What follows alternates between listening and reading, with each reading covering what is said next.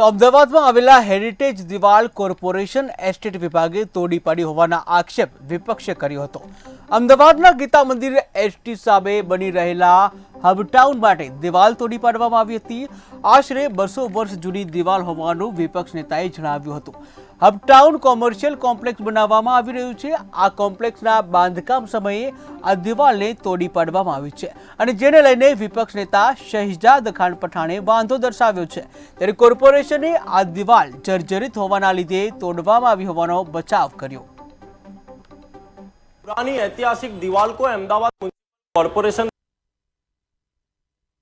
बता रही है कि वहां पर एक hub town building private builder के द्वारा बनाई जा रही है, जो बिल्डर को लाभ पहुंचाने के लिए इस 200 वर्ष पुरानी दीवार को तोड़ा गया है। और कांग्रेस पार्टी ये मांग करती है कि अहमदाबाद म्युनिसिपल कॉर्पोरेशन धार्मिक लागणी में और कहीं ना कहीं ऐतिहासिक चीजों को तोड़ने की कोशिश ना करे, वरना कांग्रेस पार्टी सख्त विरोध करेगी।